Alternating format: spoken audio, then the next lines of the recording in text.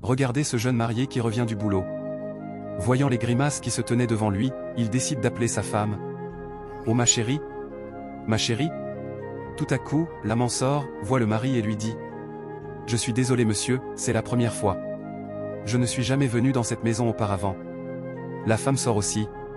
Le mari regarde l'amant, puis regarde sa femme, et dit à l'amant « Sors de ma maison maintenant. » Et l'amant, en partant, dit au mari « Que Dieu vous bénisse. » Après son départ, la femme ne peut rien dire. Elle se met à genoux. « S'il te plaît mon amour, je suis vraiment désolé. Comme il l'a dit, c'est la première fois. Je n'ai jamais voulu faire ça. Je ne sais pas ce qui m'a pris, je suis désolé, je suis vraiment désolé, s'il te plaît. » Le mari lui demande « De quoi tu es désolé? D'avoir été surprise? Ou parce que si je ne t'avais pas attrapé, tu allais continuer? Et tu oses encore ouvrir ta sale gueule pour me dire que c'est ta première fois? » La femme l'appelle. « Je sais que rien de ce que je pourrais dire ne te ferait croire ça. » Le mari lui dit « J'ai juste une question à te poser.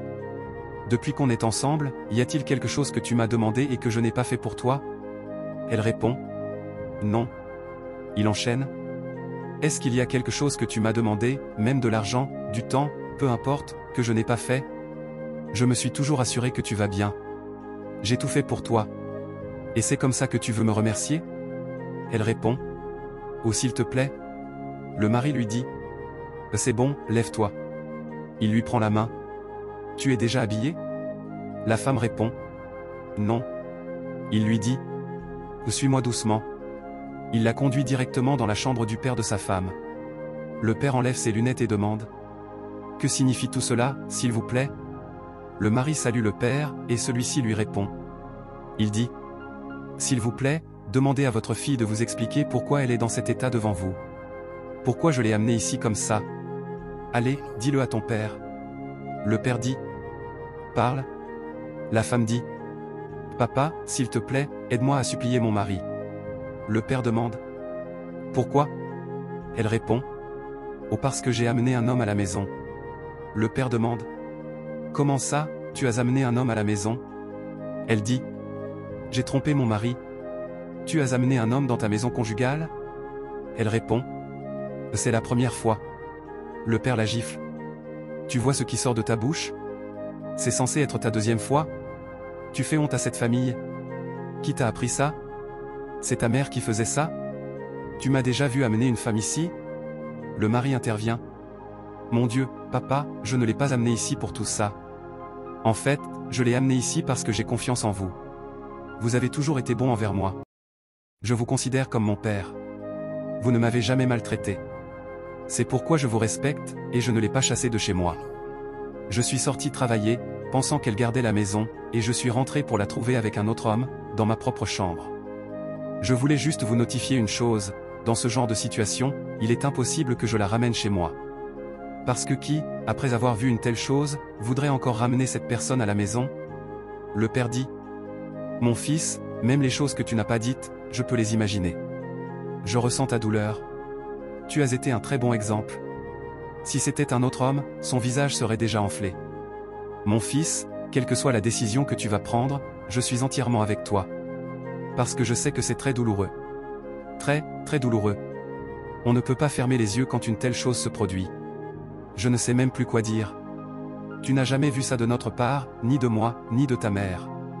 Alors mon fils, je te le redis, je suis d'accord avec toi, quelle que soit ta décision. » Le mari répond « Mon père, ma décision est la suivante, je ne pense pas pouvoir rester avec elle à la maison. Parce que si je la ramène, même si je dis que je l'aime, elle sait que cet amour ne sera plus jamais comme avant. Je ne pense pas que je vais retourner avec elle. Je suppose qu'elle restera ici désormais. » Le père dit à sa fille « Tu vois ta vie maintenant? Tu vois qu'il refuse que tu retournes chez lui? Alors tu ne resteras pas non plus ici. Trouve un autre endroit où loger. Je suis d'accord avec lui. L'amour et la confiance ont disparu. » Le mari conclut « C'est ma décision. Merci beaucoup pour tout, papa. Mes chers abonnés, si vous étiez à ma place, que feriez-vous?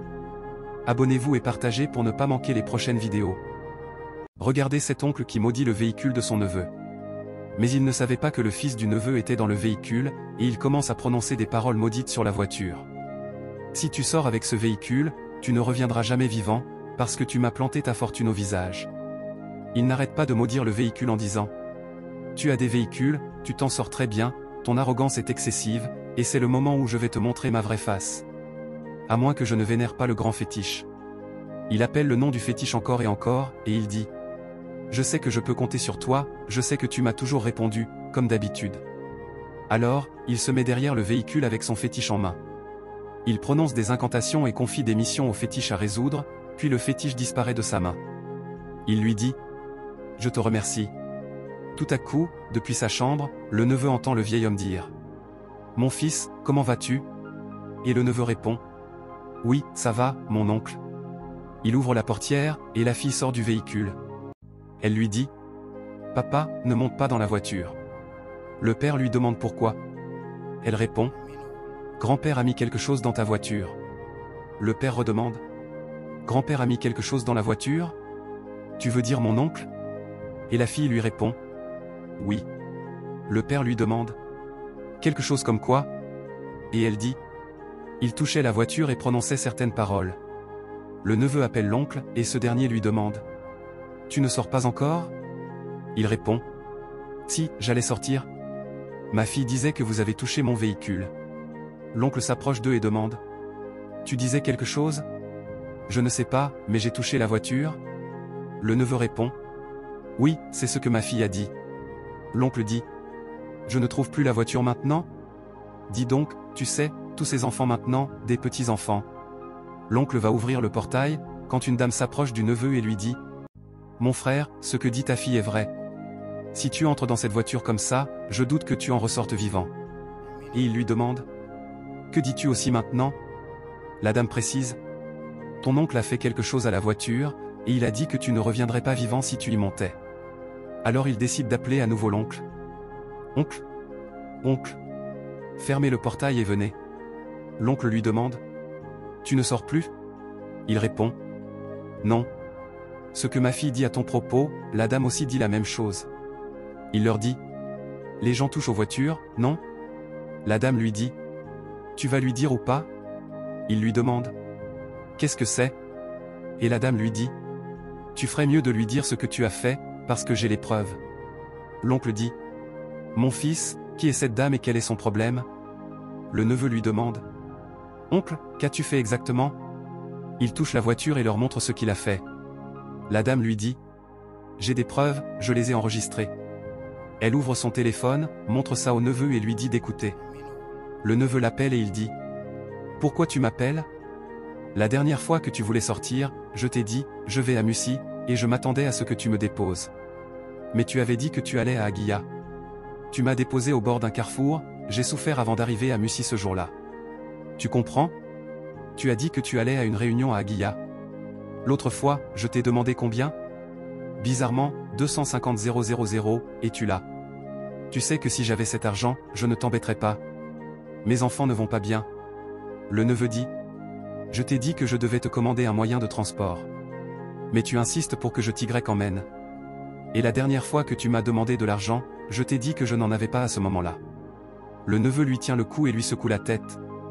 La dame s'approche de lui et lui dit d'arrêter. Elle lui dit « Je pense que la seule chose que nous puissions faire maintenant, c'est de prier pour cette voiture. Je pense que tu vas appeler ton pasteur. » Le neveu dit qu'il le fera et appelle son oncle. « S'il vous plaît, oncle, qu'est-ce que je dois faire ?» Et l'oncle lui dit « J'ai le cou cassé. » Le neveu lui répond « Vous pouvez vous taire un peu ?» Il lui dit de quitter la maison, sinon la prochaine fois qu'il le verra, ce sera en enfer qu'il l'enverra. Si tu crois en ce type de prière, tu vivras longtemps. Abonnez-vous et partagez pour ne pas manquer les prochaines vidéos. Regardez ce jeune homme qui est devant sa télévision, quand ce vieux marabout apparaît près de lui. Il l'appelle, et quand il se retourne, il le voit et se prosterne automatiquement. Le marabout l'appelle encore et lui demande « Tu n'oublies pas quelque chose ?»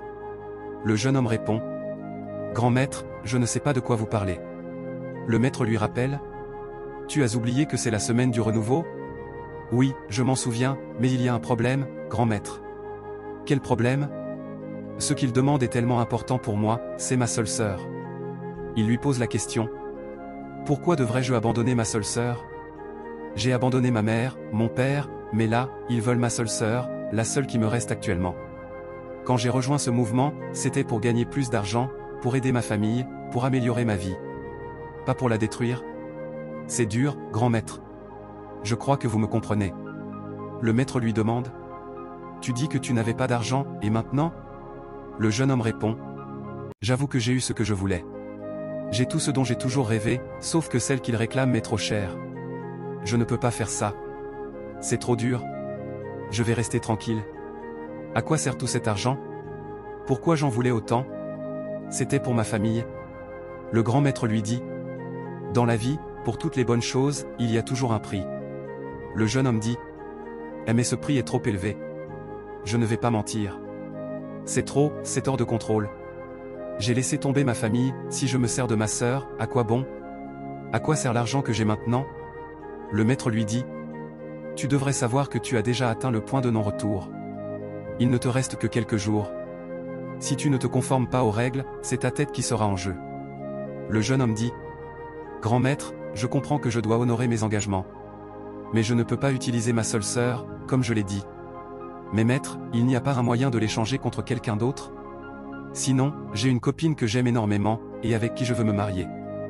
Je l'aime de tout mon cœur, mais ça ne me dérangerait pas de la sacrifier à la place. Si c'est accepté, j'en serais ravi. Mais je ne veux pas toucher à ma propre sœur. Le maître lui dit. Tu sais, normalement, tout engagement envers la société doit concerner quelque chose que tu aimes. Tu aimes tellement cette fille, je suis sûr qu'elle sera acceptée. Oui. Une fois qu'il y a de l'amour entre vous, elle sera acceptée. Le jeune homme dit. Maître, n'en dites pas plus. Je la paie ce soir. Elle sera bientôt là, et je poursuivrai mes activités. Je vous le promets, d'ici la fin de la journée, vous aurez de mes nouvelles. Mais sa sœur a tout entendu depuis sa chambre. Elle sort discrètement de la maison, et subitement, elle croise la copine de son frère. Elle se salue. La sœur dit. Dieu merci, on s'est rencontrés. La copine répond. Quoi? La sœur lui dit. Tu ne peux pas entrer. Pourquoi? Parce que tu es quelqu'un de bien. Tu es très gentil avec mon frère depuis que je te connais. Mais mon frère compte se servir de toi. Me servir de moi? Comment ça? Je ne comprends pas. La sœur répond. Il veut t'utiliser pour un sacrifice en échange d'argent. Et je ne peux pas laisser ça se produire. Moi, je pars au village. Je refuse d'être utilisé. Mais toi, ma chérie, si tu entres dans cette maison, tu n'en ressortiras pas vivante. Elle la remercie. Oh merci, belle sœur. Abonnez-vous et partagez pour ne pas manquer les prochaines vidéos.